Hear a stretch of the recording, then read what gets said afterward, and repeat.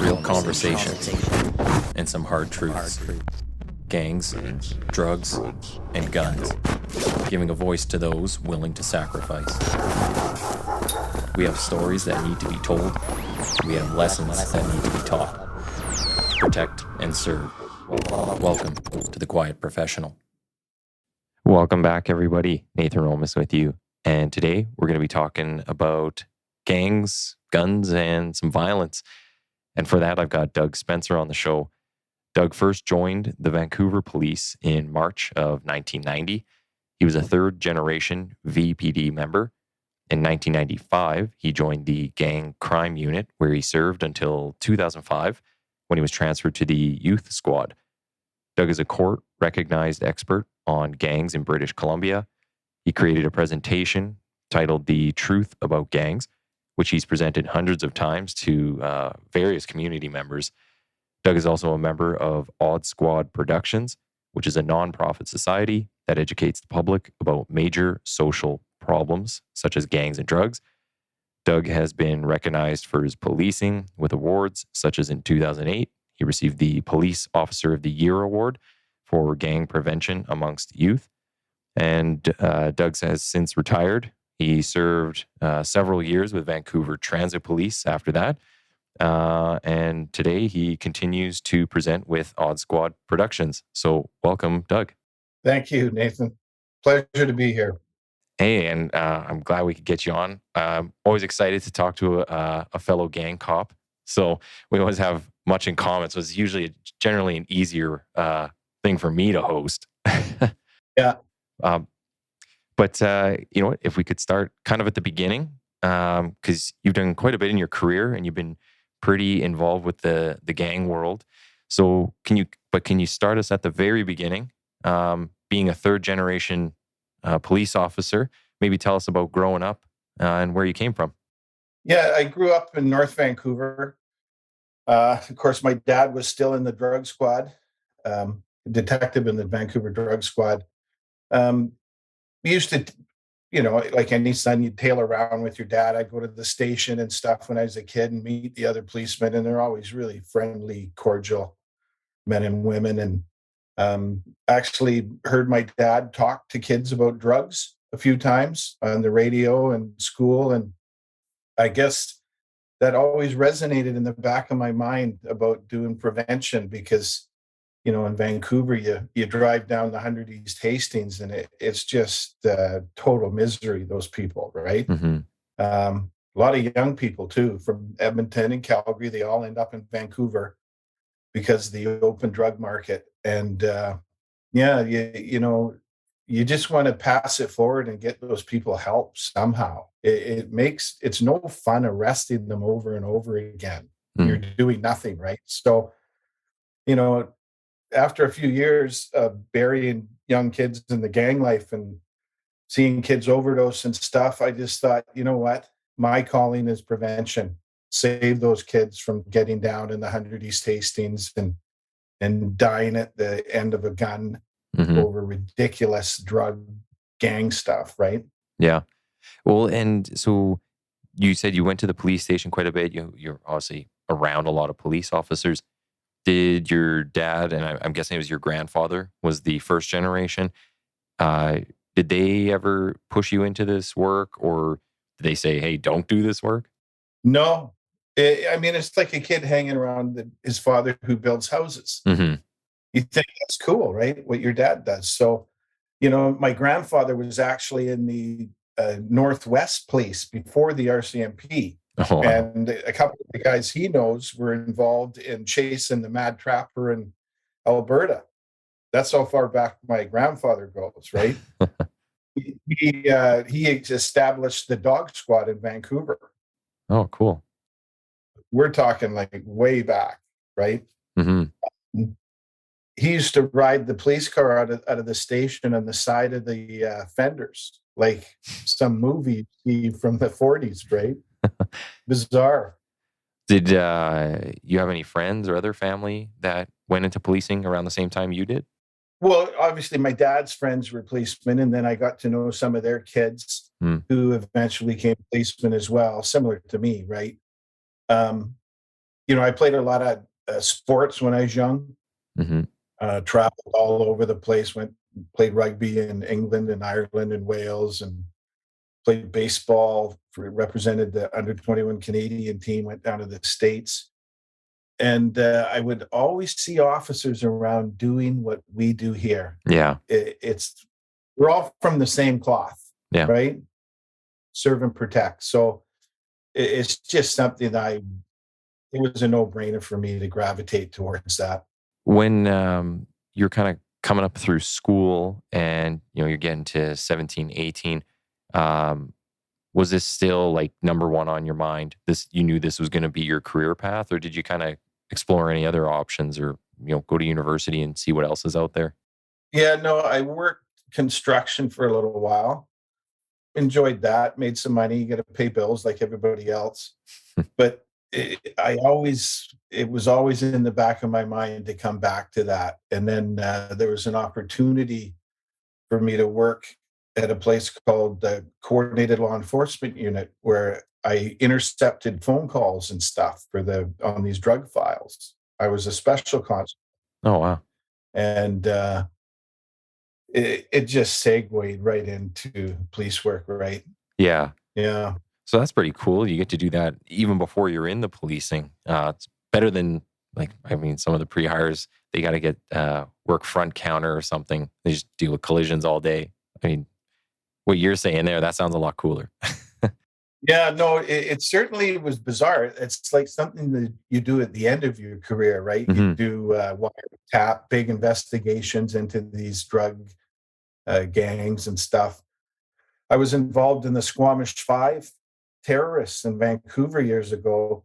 They blew up a hydro station in the island and stuff. They're these extremists, and I did the wiretap on that.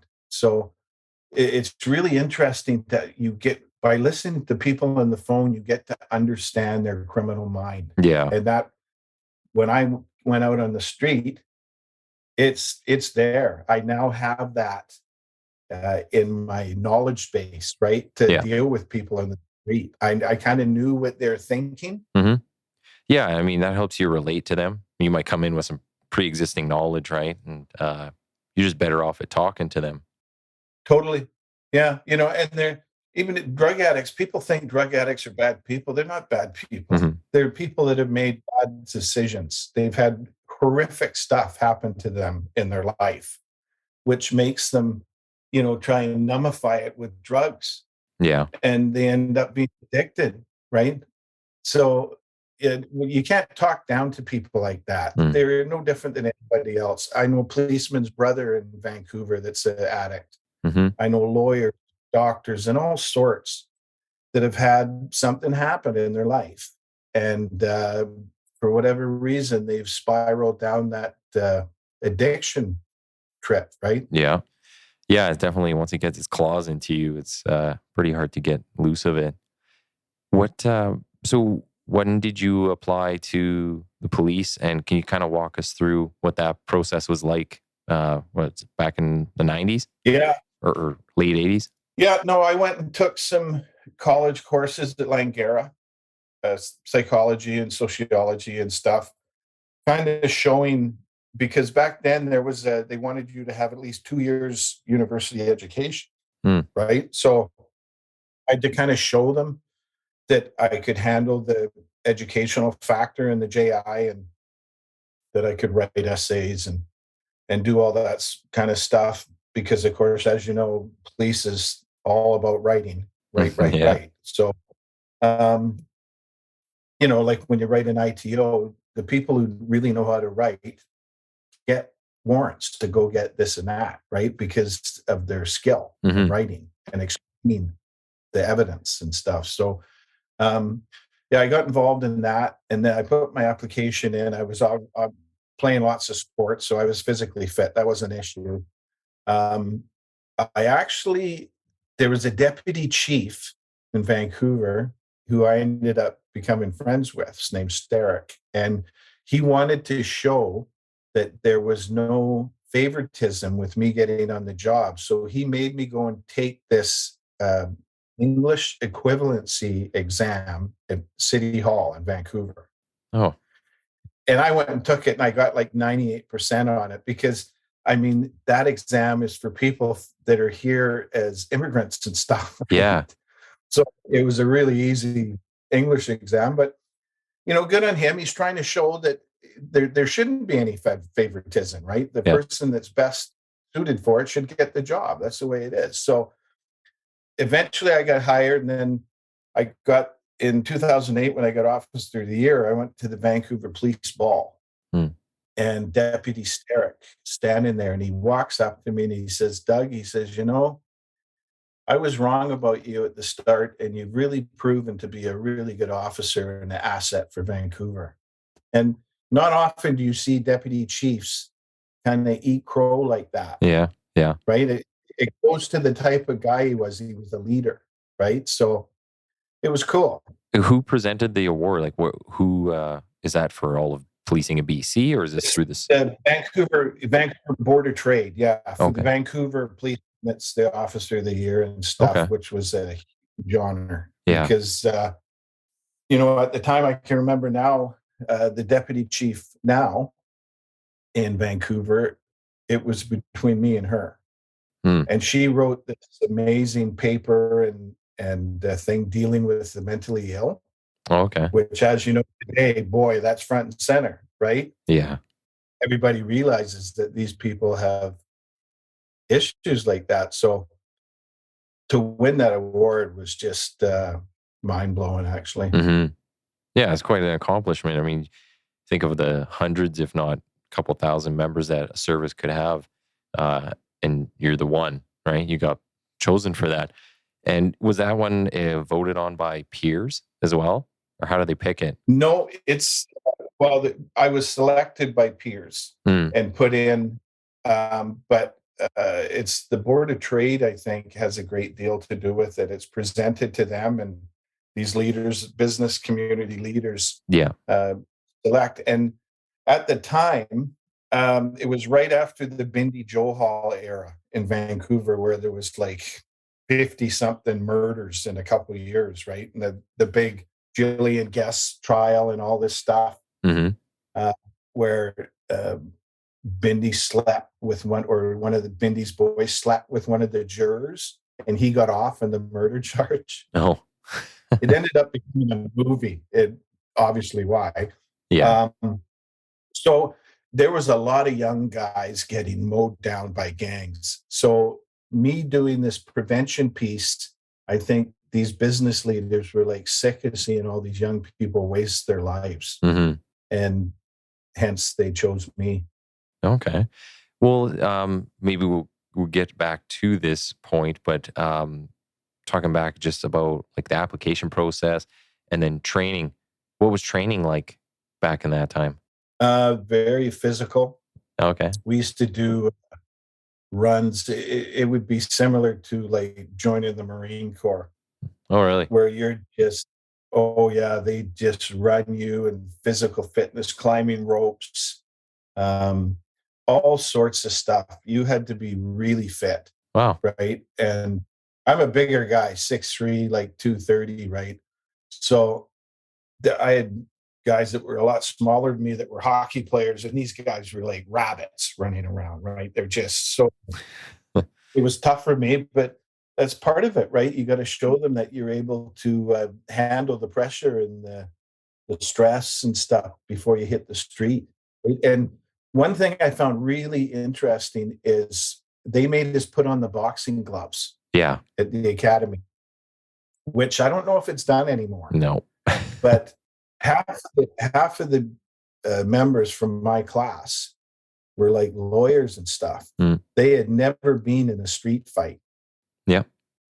So when you go out in the street to arrest somebody, as you know, it can go bad really fast. Mm-hmm. And the next thing you know, you're in a punch up with some guy or girl, and you can be in the losing end of that pretty easy if they catch you solid with a lucky punch or kick or whatever, right? So that's part of the training, to actually feel what it's like to go through a physical encounter with somebody. Mm-hmm. It prepares you for the street, right? Yeah, and I think that's a big part of what's missing nowadays. I'm a firm believer that the first time that you get hit shouldn't be when you're wearing a gun and you brought, tools, some may say weapons, to a fight. You don't want that to be your first experience, because, like you're saying, that could be your last one. So it's not the time. Yeah. No, that's a really good point, that you got to know, that force continuum thing, right? Where you show up Yeah. and hopefully they see the form and chill out and everything, which is 90% of the time. But you get into these physical fights where a guy's jacked up on meth or coke or something, and they don't feel any pain. Yeah. So you get a nightstick, you're trying to make them comply. You try all sorts of wrist locks and holds. And next thing you know, he yards a knife out. Yeah. Well, the public doesn't understand that we don't fight fair. We're not there to be a fair fighter. Yeah. And when they pull a knife out, you pull your gun out. That's the force continuum. Yeah. Right? You gotta go home to your family at the end of the day. Yeah. So it's certainly the last choice. And after you get experienced, you're pretty good at talking people out of that stuff, right? But Well, and even like you're saying about it being so physical, this is kind of one of the things that I hear in the debate today is, is the training representative of the job? And when you said climbing ropes, I instantly thought, I was like, I've never had to climb a rope on the job, but it doesn't matter. It's about, are you willing to do all these things? They're going to put you through different stressors to see, do you just start whining? Do you just crumble under any kind of adversity? I don't think people realize there's a mental aspect to it as well. It's not just, oh, I'm just running you to bag drive you and make you throw up or something. It's to see, can I push you to your limits? Can you be pushed to your limits? And how do you respond when you're at that? So I remember going through Depot to a lesser extent when I got to Edmonton. They just made you do all kinds of crazy things just to make you do them. And then they just want to see who's the first one to start complaining, or who steps up and shows some sort of leadership and says like, hey, I'm going to help these people on the team get through this. Or, you maybe provide some sort of words of encouragement to people. And that is completely missed in the training now. I believe, from what I see and from what I hear from people in there. yeah, no, for sure. Um, yeah, the experience thing you can't teach at the academy. Mm-hmm. You got to go out in the street and literally experience it, right? How to deal with these people with really severe mental issues and stuff. And, since I first came on, of course, they didn't have tasers and stuff when I came on. They just started dealing with OC spray Mm-hmm. as one of the forced continue or the forced options. And people don't realize that, people die. The taser causes excited delirium. Some people die even from the bear spray. If they're asthmatic, they can, suffocate and die. Those things are there as an option, a lower option than going right to the gun. Yeah. Yeah. Right. The police are not there to hurt anybody. Mm. They're there, first of all, to go home at the end of the day, but they don't want to hurt anybody. Policemen, they all have sons and daughters. Yeah. They know what it's like, right? Yeah. Sometimes it just doesn't go right. And it's usually because the suspect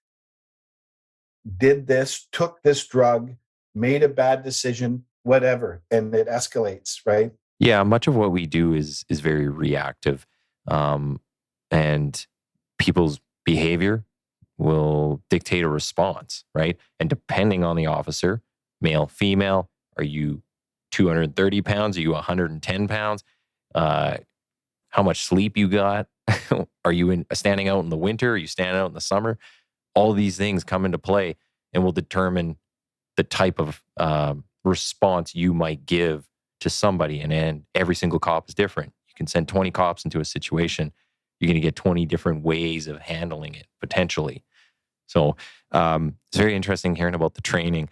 I know Edmonton used to have a reputation of their fitness guy. I think he was called Dr. Death, and he just ran people. So once you're done training, How long? Actually, how long was the training back then? Still kind of 6 months. Yeah, no, it's 4 months. Then you Hmm. go out on the road with a field trainer, then Okay. back in for the final 4 months, and then you graduate and hit the road. Oh, really? So it was like an 8 month program almost. No, a little more than that. So, like, probably 4 months, then 3 months with a field trainer, Yeah. and then another 3 or 4 months in the academy. I can't Okay. remember the exact number, but roughly. Hmm. And then, you know, I got sent into right out of the academy to District 3 in Vancouver, which is a pretty rough area, the east end of Vancouver. Hmm. And I remember the first time I pulled a car over, I said, I'm in the 1300 block of Wall Street. And man, without me saying anything, three police cars showed up. Oh, really? I was in the worst part of town in front of this low income housing place. The police don't just go there alone. Oh, okay. Yeah. And I have that experience, right? So these guys talk about have your back. They knew I was young in the job and they had my back. Yeah. And it turned out to be a no big deal. A guy arrested him on a warrant, and he's a drug addict and stuff. And there's drugs in the car and knives and swords and stuff. But I was in an area that I really wasn't quite prepared for Yeah. in my first day of the job, right? But all those other senior members knew it. Yeah. Well, and again, I mean, it just speaks to the training. You never know what you're going to get yourself into, right? As Yeah. soon as you walk out those doors. Um, so you worked you said District 3, and Yeah. that's the east side of Vancouver. What kind of goes through your career that leads you to the gang work? Well, very heavy gang presence. They all lived down in there. Hmm. Like I grew up um, in North Van, but in East Van, when I was there working, I was running into all sorts of ethnic gang members, Vietnamese guys, South Asian guys, Chinese gangs were prevalent then, and they all live in that east end of Vancouver where I was working. So just through going to calls and stuff over a couple-year period, I was putting in all these reports about their activities, and then I developed a couple informants that were telling me what's going on with these murders and the gangs. Hmm. And of course, the reports were coming across the desk all the time of the sergeant in the gang unit. And he called me into his office one day after parade, and he said, "Hey, Doug, you seem to know all these guys." Hmm. And I says, "I run into them every day. I live amongst them." Yeah. And he's, "Why don't you put your name in for the gang unit? We could use somebody that knows who these guys are." And that's basically how I got in there. Yeah. Well, and the sheer volume, I mean, that was kind of one of the questions I was going to ask later, but what type of gangs were you dealing with? So was it a lot of, though there's different ethnic groups, is it a lot of street gang stuff, or was it like street gang all the way through to organized crime that you had exposure to? Oh yeah, there was the street gangs, or the kids in the street selling the dope for all these gang members, and they were constantly in around the schools recruiting kids to work for them. I had really close relationships with all the school officers in East Van, and they would tell me when there's one or two kids that are kind of stepping out and Hmm. meeting guys that show up to the school in their Escalade and stuff, right? It sets off alarms to policemen. Like, what's this kid doing jumping in an Escalade at lunch hour, right? Yeah. So, yeah, I work kind of hand in hand with the school officers, and we turned a lot of these kids around and got them back into school away from these gang members, but we certainly lost a few, right? Well, and like, have you seen a big change between when you first started in the gang world to now? Is there a lot of difference in, maybe I'll start with like the motivations of why someone might get into the gang? Has it kind of evolved or just changed? Yeah, initially back then when I first started, the gangs were, of course, usually impoverished kids. They Hmm. come from a low income area. Their parents, maybe one or two, or both, could be in jail. They have no role models in their lives. they're just looking for a family, basically, that someplace to fit in and feel belong to something. A lot of the gangs, though, in the last 10 or 15 years, I call them Facebook gangsters Yeah. because they're taking selfies of one another with guns and stuff at the Toronto Raptors game and stuff to show that there's somebody important, right? Hmm. Um, we had a case where Toronto sent some pictures out here and said, "Do you know who these guys are? They were at a Raptors game. Somebody told me they're from Vancouver." And here's this big rap star, you know who I'm talking about, Yeah. Drake. Yeah. One of Drake's underling raptors or rappers uh, was friends with a guy in Vancouver that he met, I don't know where, that is wanted for a murder in Vancouver, the South Asian guy. Hmm. He'd murdered a couple of people. So we'd been looking for him for months. There he is sitting behind the Raptors bench. So by the time I zing back to this guy in Toronto, hey, that guy there, he's wanted for 2 murders. Hmm. Well, the guy was long gone. But that shows you how international these guys are. They're all over Canada, all over the world. Yeah. I get hits from guys in the Philippines, guys in Greece, England, you name it, Yeah. right? The gangsters in Vancouver and Edmonton and stuff, the higher up guys, they're international. Well, and maybe back in the day, it used to be more, you had like one or two true groups that were kind of running things.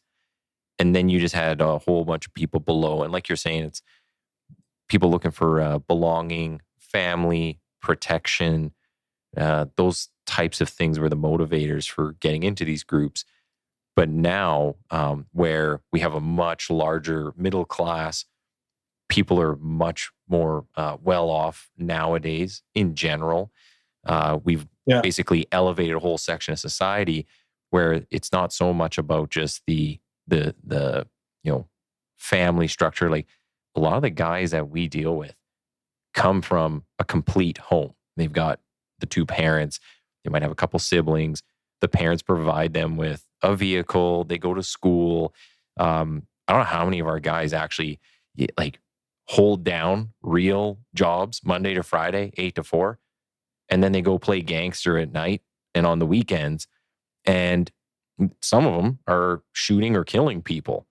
And I almost want to lose my mind every time I talk to a normal citizen and they go, well, that person, I know them and they work at this store or whatever service.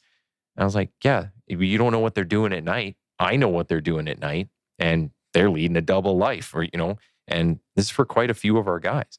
It's not always the uh, tragic story of I had all these things happen to me when I was a kid and I had no real shot in life. And then this group came along and took me under their wing. Now it's like you say, Facebook gangster. It's for the money. Like money is a huge motivator for these guys right now. Usually I would say guys because it's mostly guys, but there are a lot of girls involved in this now. But the Yeah. guys do it for the money and the women, some of the influence. But there's even guys who like they'll kill each other over $500. Like people used to have to spend tens of thousands to get you kill somebody. Now it's a few $100s. You feel slighted. You got to go protect your rep. So Yeah. you're willing to kill a guy. And that's part of this podcast. And we're trying to get these people to realize this is what's really going on out there. So, Yeah, they just don't know, right? And a lot of them are trying to be something they see. mhm. So they see rap videos and movies and stuff, and they think it gets them this status thing, Yeah. right? They're the big important guy or whatever. They don't realize that once you get to be that guy, all those guys under you are gunning for you, Yeah. right? You have a big X on the back, and any one of them can take you out to be the guy Yeah. like you were. So it's just, and I say this when I go to talk to kids at schools. every murder I investigated in Vancouver, and we're talking hundreds and hundreds, somebody in their own gang either set them up or sold them out. Yeah. Yeah. That's a fact. They want their Escalade and all their money. Take out the boss. I'm the new boss. I've seen that run true about 100 times in gangs in Vancouver. The perception is gangs, well, they got my back. They do not have your back. They have a gun to the back of your head is what they have. Right? Yeah. So it's all about making kids realize the reality because they're living in a fantasy world. Mm-hmm. Yeah, and I guess you lack that, like especially when you're a younger person, you lack that, not perception, but you just lack that maybe experience in life to know that, hey, what these people are saying or how they're presenting themselves is not real, and there's all these situations where things can go really bad, and you just don't have that experience to really know that. So, one of the group guys that I know you had spoken in an article you'd sent is Gurmit Dak and Soup Dak. Yeah. So can you talk a little bit about their situation and your involvement with those groups? Because I think it was really good at showing how, they've got family, and you tried to help one brother and tried to help the other brother, and just kind of the final outcome of that whole situation.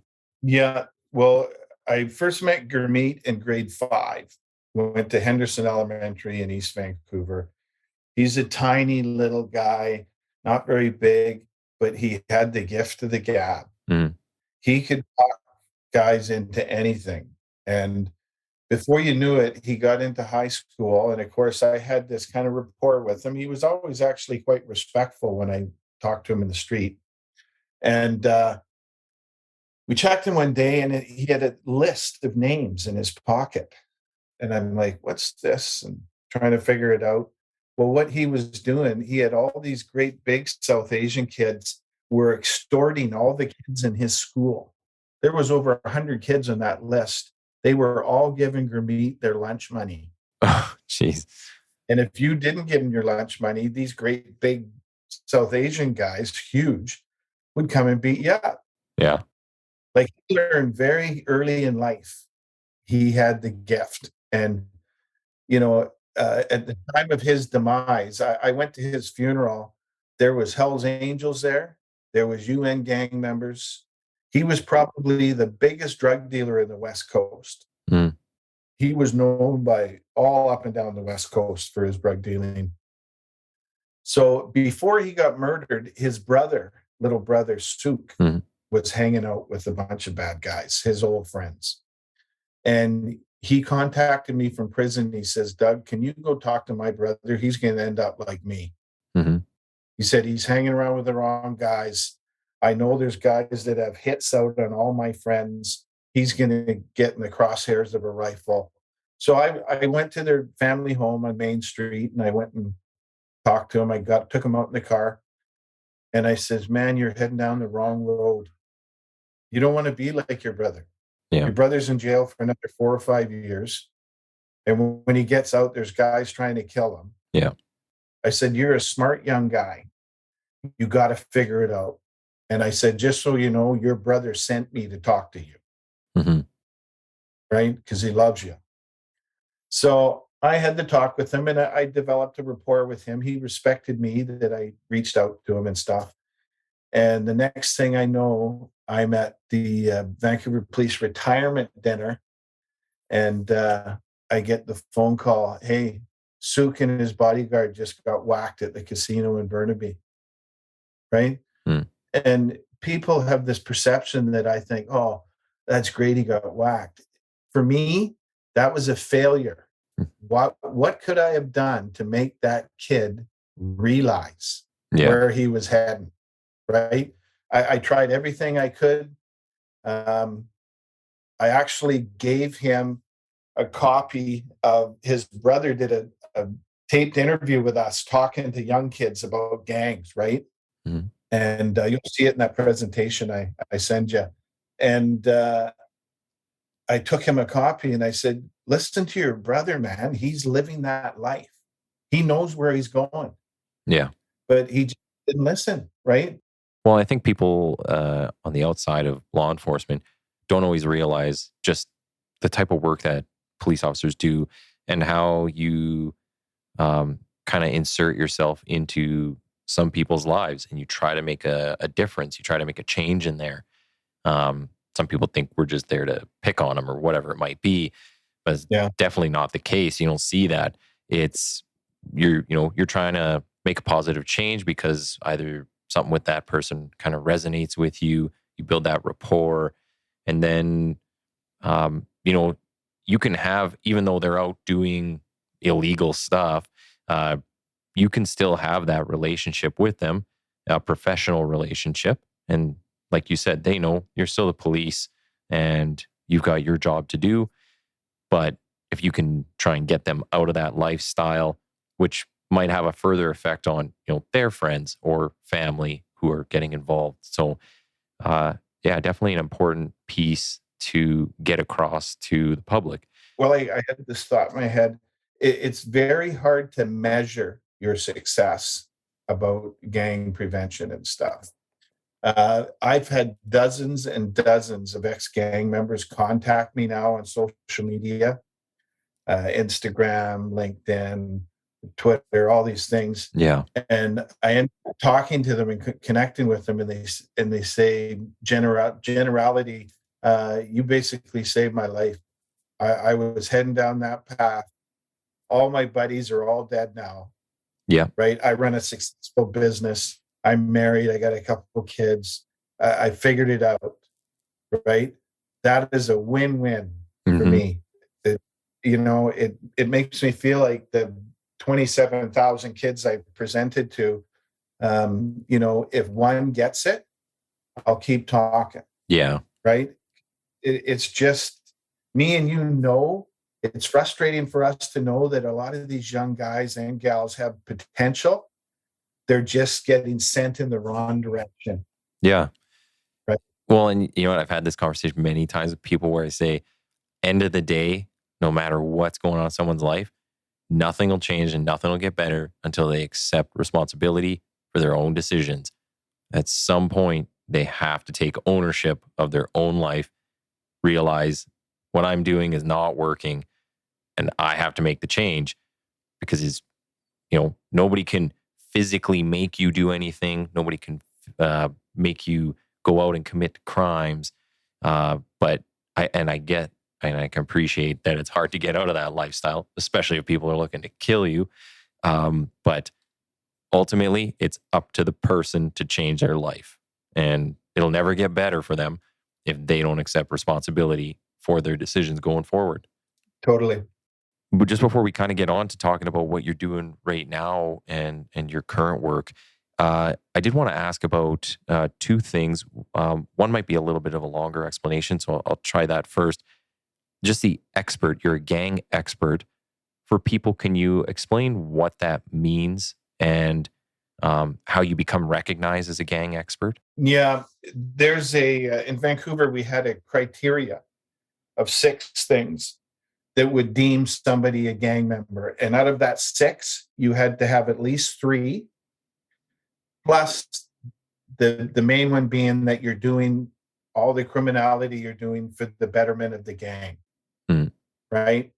There's a list I used to have to go through in court, and the purpose of it was to deem that person as a member of the Hells Angels, as a member of Mindy's crew or whatever, for bail hearings, for sentencing, right? You're not showing that this is a one-off guy who fired a gun off and accidentally killed somebody. This guy's done this 6 times. And he's always with these guys. And they're a group, a gang that sells drugs in the downtown east side, the addicts, right? So it takes a lot of experience. I passed this on a while ago in online training we did when COVID was going on. Of course, we couldn't get in person. And I did an online thing, and a couple guys from Saskatchewan from their gang unit took what I taught them. They related it to the local gangs out there, mostly Native kids, right? First Nations. And they went to court, and the judge wouldn't accept their evidence because they had had less than 2 years experience in the gang unit, even though they were experienced officers. Okay. So to be deemed an expert in court, the judges, it weighs pretty heavy that you have to be an expert, right? And I mean, I had worked in the gang unit when I was made an expert, I had been on the gang unit for 7 years already. Wow. And I'd been involved in hundreds of murders, thousands of shooting investigations. I was handling probably 40 or 50 informants, writing up debriefs.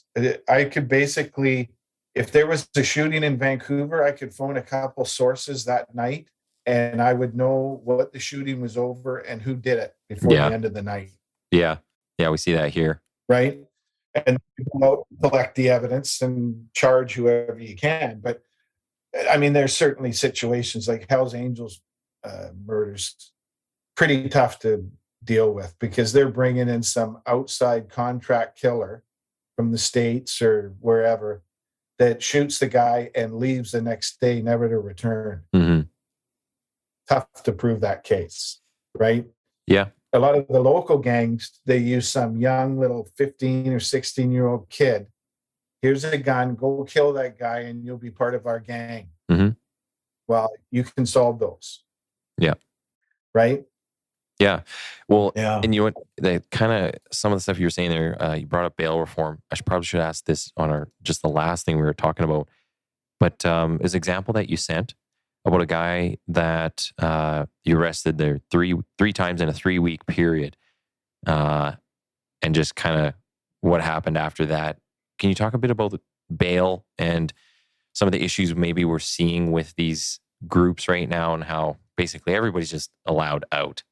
Yeah, it's just an revolving door. It's ridiculous. Some of these guys have 4 or 5 serious violent offenses, probably a couple with guns, and a history and convictions of it, right? And you go to court, the bail reform system, right? You a danger to the public, you have no fixed address, you continue the offense. 2 of those 3, all of these guys had, right? So I would write a bail hearing, show cause why this guy is a danger to the public, why he shouldn't be out. And judges out here in Vancouver are the most liberal judges in Canada, not even close. They let everybody out, right? I know guys that I put in to be held in custody and they got out, and I saw the gangster out in the street the following week and he's like, shit, man, why didn't you hold me in jail? I don't want to be out here. They're going to kill me. Yeah. Yep. Right. And it's just ridiculous that the case you're talking about, this guy, he shot a guy at a pool hall over nothing. The guy said something to him that he didn't like and he shot him. He shot another guy in the stomach because they were at a karaoke in Vancouver. And when he went to the washroom, some guy at the bar started talking to his girlfriend. Well, his girlfriend's a pretty gal, right? And as soon as he came out of the washroom, the shooter, he says, what are you doing talking to my girlfriend? And the victim says, oh, sorry, man, I didn't know she was with anybody. Yeah. Take it easy. And he walk away and the guy shoots him in the gut, tries to shoot him in the head when he goes down. And he shoots another guy. And each of those cases, I knew he did it. When he shot the guy in the karaoke, our strike force went and surveilled him, and they caught him in the same Kappa tracksuit he wore for the shooting. It had the victim's blood all over it. Wow. So it's a no-brainer case. This guy he's done. And he confesses to it too, that he'd been drinking. In a interrogation, he says, yeah, I was drinking. I went to the washroom. I lost my nut and I shot the guy. So what does Crown do? They let him plead guilty to common assault. Wow. And he doesn't go to jail one day. He gets the ankle bracelet. This is a guy that shot 3 guys. Wow. I found out about it. I blew my gasket. I went running over to the homicide inspector. I said, they let this guy out. they have him on the ankle bracelet. So I went to track him down. Of course, he had cut off the ankle bracelet. And he fled out to Toronto, and him and his buddy shot a guy and a girl in Peel Regional. Then there's a hostage taking where ERT has to get him barricaded out of this house back east. And he eventually went to jail, but what is that guy doing not in jail? Yeah. That is ridiculous. But then all you might see in the news is somebody complaining that we have an armored vehicle out of that whole situation. You're like, well, that's what it's for. Yeah. We have violent people running around. Unreal. And this informant told me about this guy. He says, Doug, I've been around a lot of bad guys. That guy scares the shit out of me. Mm-hmm. Yeah. And he's this meek, mild, tiny little Vietnamese guy that you wouldn't even think twice. Mm-hmm. He's a stone killer. Wow. Right? Those are the guys that they're letting out. It just kills me. Well, yeah. And you know what? Hopefully, some things that are happening or in the works right now make some changes. I know the chiefs of police, they've been trying to talk to the premiers right across the provinces and kind of lobby for some changes to help protect society, which, I mean, you think regular citizens would be able to do that. And now the police have to basically go and do that in addition to also taking all the calls on the street. So it's such a weird world we're kind of in right now. And who's doing what job and how things are just kind of twisted up. So hopefully some of this kind of gets settled. One thing I did want to ask too was, where I first heard of you was you were mentioned in a book I was reading from Sam Cooper, Willful Blindness. So yeah, have you ever met him, or how'd you get into the book? Or no, I haven't met him. He phoned me up. He said, I'd like to interview you. He says, I know you know a lot of these Asian gangsters from your time in there. And I said, sure, call me up. So I had a chat with Sam, great guy. Yeah. And we had a picture. I was telling him we did a search warrant on this Big Circle gang member's residence. Yeah. This guy was one of the biggest gangsters in Vancouver.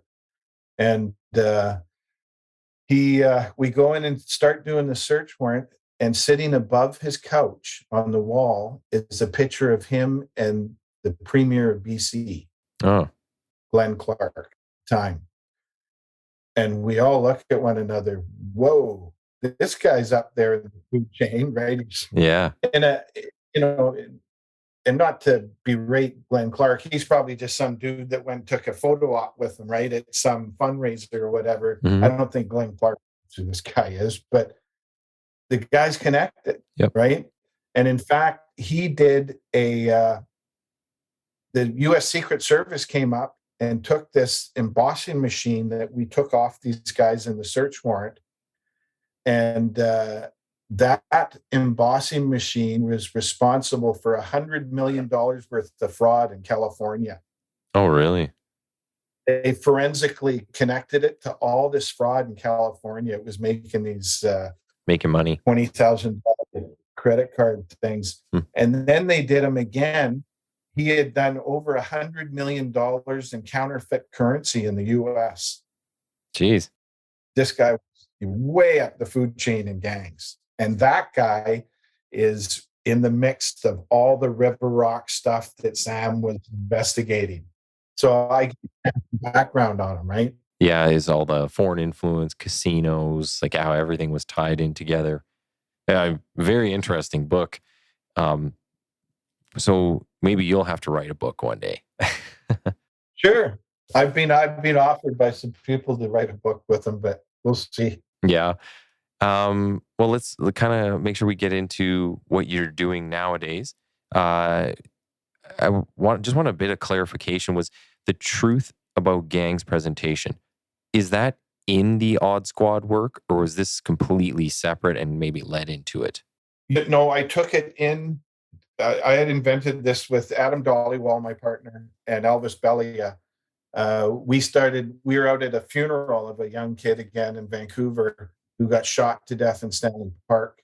And Adam turns to me, and it had been like our 5th funeral that week. Mm-hmm. And he says, Doug, he says, only if these kids knew the truth about gangs. And we both kind of went doing, right? Yeah. Why don't we go tell them about it? So we started doing overhead projection stuff, right? And then, of course, PowerPoint came out, and we made this thing, and we started going to all the schools in Vancouver. And we would usually talk to the grade 8 kids, because our logic was teach the grade 8 kids, give them that base knowledge about drugs and gangs and where it leads, and let them carry it through their 5 years at school. Mm-hmm. Right? And it rubs off on the young kids as they come in behind them. Yeah. So the gang violence in Vancouver, the 2 years after we started doing that, went down by like 30% around the schools. Wow. It was right there in your face. This is working. So, and then I started doing it with Elvis. And then when I retired in 2008 from Vancouver and went to Transit, the boss at Transit says, Doug, you're going to keep doing those presentations, right? I says, yeah. So I started hitting up all these outside schools in New West, Surrey, West Van. I was going everywhere. Then I started getting officers reaching out to me because I was an odd squad. I was kind of doing it off the side of my police desk. Oh, okay. I started going to Alberta. We went up to Fort Mac. We went up to Inuvik, Dene, Edmonton. I went and gave a couple of talks at youth gang conferences, Saskatchewan, Manitoba. And it allowed me, when I joined Odd Squad, to like fan out, right? I went and gave a talk at a place called Vetter Middle School, which was Clay Rouche, the leader of the UN gang. That was his school. Oh, wow. Right? So I went and started talking to kids about gangs there. And there's a funny story there, tragic, funny. After the talk, this young little grade 8 girl comes up to me, and she says, my dad was in the UN gang. And I said, really? Yeah, my dad was shot to death in front of our house. And there's this guy that was flying helicopter loads of dope across the border, and he actually got shot right in front of his house. And the people at the school had no idea who her dad was. Yeah. Yeah. I said, this little girl is Dwayne's daughter. He was shot to death a couple months ago in Chilliwack. And I thought, man, am I talking to the right people here? Yeah. Right? Yeah. That's almost a presentation you need for the teachers and the administration too at that point. Oh, totally. And then from that, Abbotsford started doing their own gang presentations. They asked me, hey, Doug, are you okay if we start our own thing? I said, whatever you need. You guys should be talking to they're your students. Mm-hmm. So Abbotsford went from the highest murder per capita city in Canada. The following 6 months, they had no murders. Oh, wow. After they started doing those presentations. Mm-hmm. It was just blatantly obvious they were reaching these kids, right? That they are the ones that were selling dope and getting involved in gangs. And they turned it right around out there. Bob Rich, Mike Sear, all the Abbotsford members. Yeah. Pretty outstanding. Well, you know what? One of the things too, like in the description for the Odd Squad work, it says that you give visceral, reality-based documentaries. And I saw a few pictures. Like, do you bring actual like firearms that have been seized? Like, do you bring those in to show people like this is what things look like? What exactly is the reality-based part of it? Yeah, we'll bring kids in and show them real firearms. We'll show them hold up a fake firearm and a real firearm. We'll say which one's real and which is fake, and they can't tell us, right? We'll bring in ex-gang members to talk to the kids, kids that have lived through their bad choices by some miracle. We bring in ex-drug addicts. We interview them, show videos of them talking about that lifestyle and drugs and the dangers and the misery it's caused them. Yeah. And wherever we go, we went up to Hay River, Fort Mac, Hay River, and stuff. And there was a young First Nations gal in the back. She's got tattoos all in her neck. We're giving this community presentation. And she comes up after and she says, that was a really good talk. She says, I hope the kids listen. She said, I wish I had that talk 10 years ago. Yeah. And I said, what do you mean? She says, I just got out from doing 7 years for murder. And she says she was in a gang in Edmonton. She says, so I say to her, I said, hey, would you do an interview with us to tell kids how you got involved and what it's like? And she literally turns to me and said, turn the effing camera on. No, really? Nice. So I turned on to Mark and I said, video this. Yeah. And I start talking right in city center of Hay River. Oh, wow. There's kids riding bikes around her and stuff. She doesn't care, right? And her story is dad's an alcoholic, mom's an addict alcoholic, brother's an alcoholic. She was sexually assaulted by her uncle when she was 11. Mm-hmm. I know she's in gangs, right? She went down to Edmonton and got recruited and started doing all this stuff. And the frankness of her interview, we can't do that. Yeah. When I play that interview with her and she talks to young girls, you can hear a pin drop. Yeah. Right? They turn on every word she says. And we've had girls come up and say, hey, yeah, they were trying to recruit me just like they did her.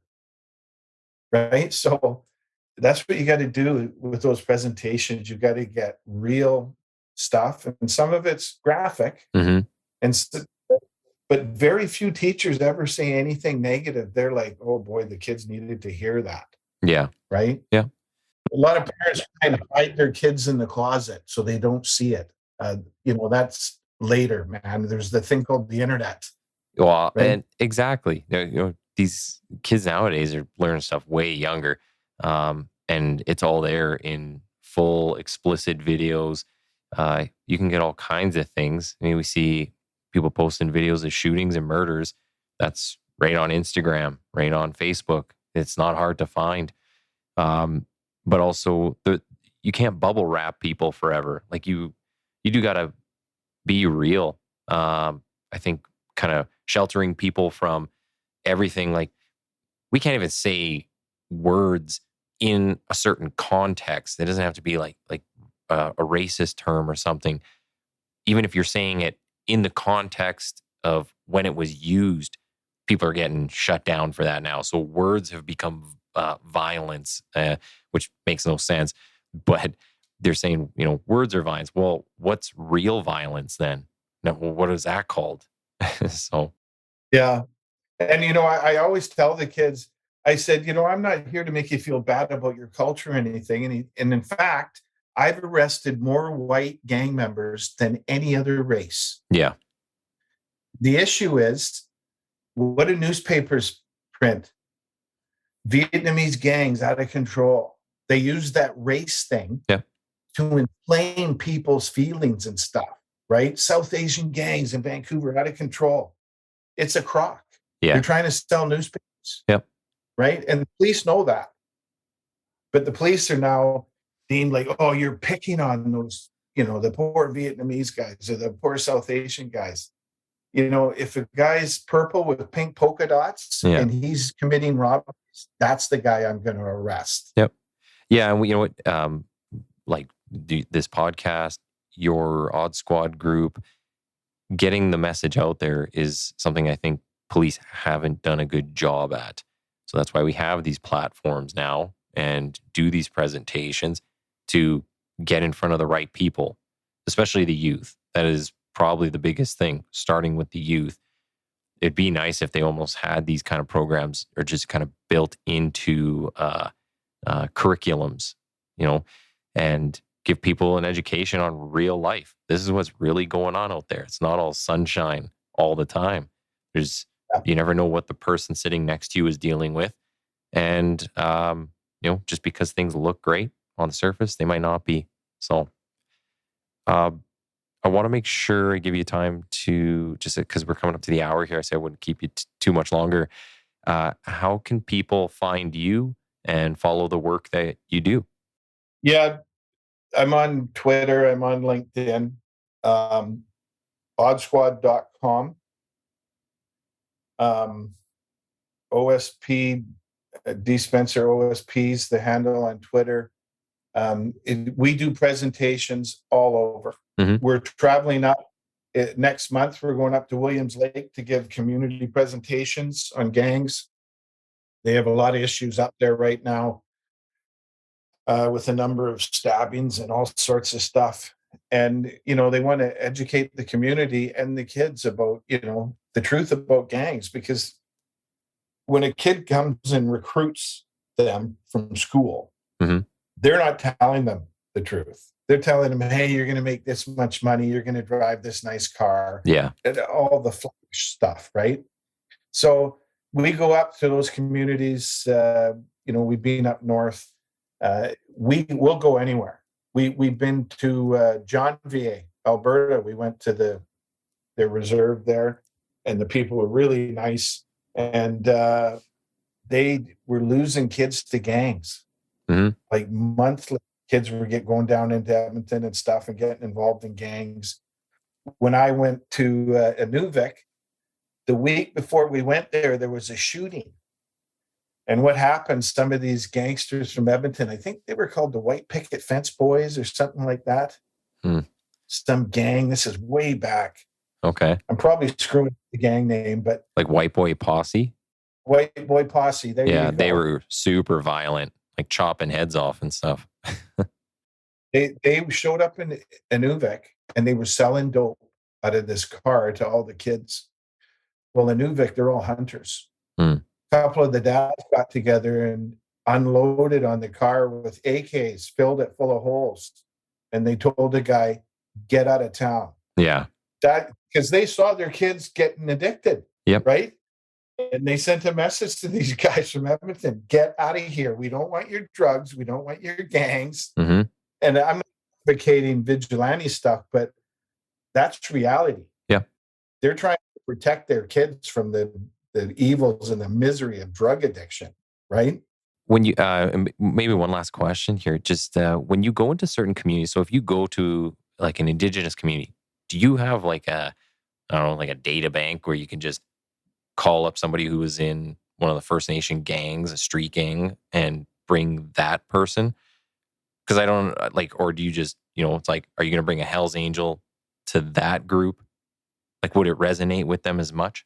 Yeah, we have lots of videos of gang members we've interviewed. So obviously, Okay. show the interview with the First Nations girl I'm talking about, Hay River. Mm-hmm. We have that video. So we will show that video so all the young First Nations girls in that community see that. Yeah. And interviews with First Nations guy, a guy that was involved in home invasions and stuff, and he's now an addict in the downtown east side of Vancouver, right? He's from Saskatchewan, and to hear him talk about what the gang life has cost him, it's compelling. Mm-hmm.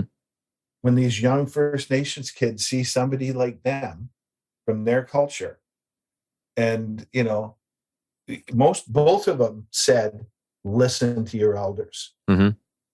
Because that's a pretty prevalent thing in their culture, right? Yeah. Respect of the elders. And they both wish they listened to their elders because they didn't. And they've been in prison. One did 7 years, one did 8. And one's a complete drug addict now. You barely understand him when he talks, right? Jeez. He's on heroin and stuff. So, we kind of will form the presentation to the audience for sure. Okay, great. Well, I think you got a good message. I think it's a very unique work that you're doing. And it's good that you guys have the ability to travel and you can get to all these places, especially some of these more remote communities, right? Nobody else is going up there. So Yeah. Thanks for the work that you do, and I hope you guys can keep it up. I want to say thanks for coming on today. If you could hang on the line, I'll say bye offline. Yeah. I'll just mention one thing. The We have some videos that we did, documentary videos. They're for sale, and you can contact Odd Squad, but they have teaching curriculums with them. Okay. So if some small little community outside Edmonton wants to get the video, there's one on drug addiction, one on gangs, they can get those, and you don't have to know about gangs or drugs. It's all there. It shows the interviews with these addicts and stuff. Mhm. And then there's a set of questions. They could teach a class to whatever group of students or anybody with them. And we purposely did that, we can't be everywhere at once. So Yep. any community can get in touch with us, get one of those videos with the teaching guide, and give a lecture to their students. Hey, that's a cool idea. I mean, get it out there in as many formats as possible. Totally. Great. Well, thank you for taking the time and coming on here and educating us on all things gangs. Yeah. And certainly may your two guys in Edmonton rest in peace, brother. That's disturbing. Thank you. Much appreciated. Okay.